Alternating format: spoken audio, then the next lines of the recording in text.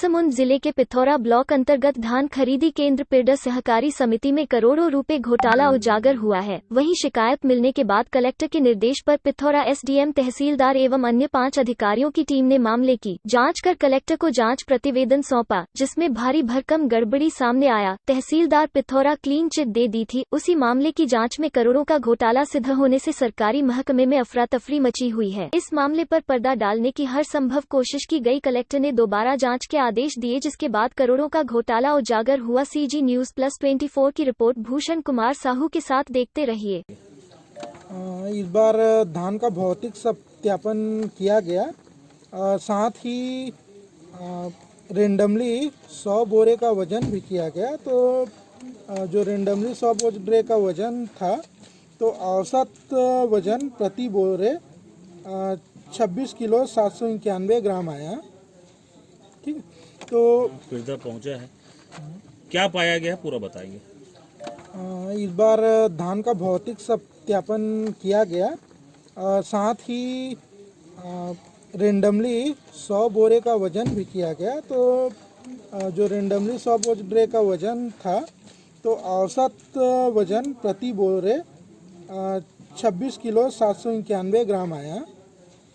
ठीक, तो उसके आधार पे हमने जो वास्तव में होना चाहिए था, वास्तविक वजन प्रत्येक बोरे का वजन निकालने पर ही निकलेगा, किंतु 100 बोरे को रेंडमली निकाले।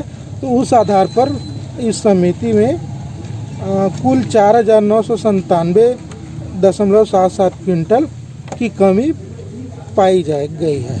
सर, पिछली बार भी आपने जांच की थी, जिसमें 754 बोरा आपके द्वारा बताया गया था, वो किस आधार पर भी बताया गया? 754 बोरे ऐसे बोरे थे जिसमें धान सड़ चुकी थी, पानी के कारण प्रभावित हुई थी, उसको अलग किया गया था। इस बार उसको अलग नहीं किया गया है, मूल जो स्टेक लगाए हैं उसी में मिला दिया गया है। सर, इतना धान कम पाया जाना कहीं ना कहीं खरीदी प्रभारी के ऊपर में संदेह पैदा करता है, इस पर आप क्या कहेंगे? अब ये तो जांच का विषय है कि उन्होंने धान कम खरीदा है कि मौसम के मार से हुआ है, या धान को कहाँ रख दिया है, या खरीदा ही नहीं गया, यह जांच का विषय है। इसके लिए क्रिमिनल इंक्वायरी की ज़रूरत है। धान खरीदी केंद्र पिरडा का जो है शिकायत हुआ था, शिकायत का जांच हुआ। जांच में जो है आप भी आए हुए थे, आपके समक्ष जांच हुआ है, तो जांच में क्या कुछ पाया गया? जी, पिरडा सोसाइटी में भी जांच हुआ।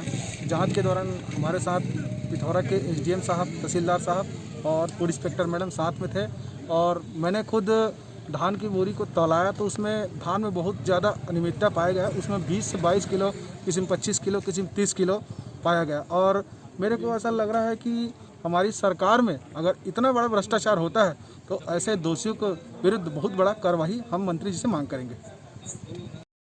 धान खरीदी केंद्र पर मैं स्वतः यहाँ उपस्थित थी, पूरे जांच टीम के साथ। SDM साहब और 5 सदस्यीय टीम यहाँ जांच के लिए आई थी। साथ ही हमारे दोनों ब्लॉक कांग्रेस कमेटी के अध्यक्ष भी यहाँ उपस्थित थे। मेरे समक्ष पूरे पुनः आगरा पर जांच टीम आई और बोरों को पलटी करके, शिकायत के बाद, पहली जांच के बाद दूसरी जांच में ये हुआ है कि पूरे बोरों को पलटी करके पुनः खराब धान को मिक्स करके उसमें भरा गया है, और वो भी वजन कम है। तो धान वैसे देखा जाए तो पूरे ही धान आज गुणवत्ता विहीन हो गए हैं, निम्न स्तर का धान यहाँ देखा गया है।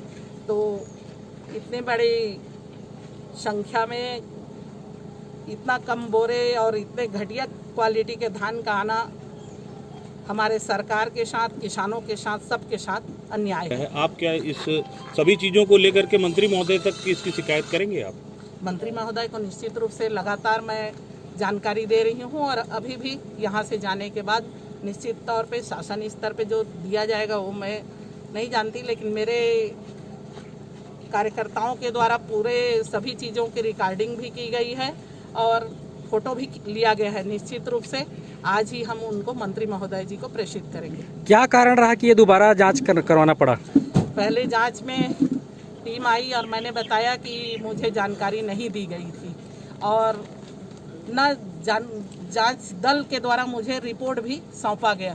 मैं माननीय तहसीलदार साहब से मैंने टेलीफोन पे सूचना की कि आपके द्वारा जांच कराया जा चुका है क्या, तो उनके द्वारा मुझे जानकारी मिली कि जांच और रिपोर्ट कलेक्टर साहब को सौंप चुके हैं।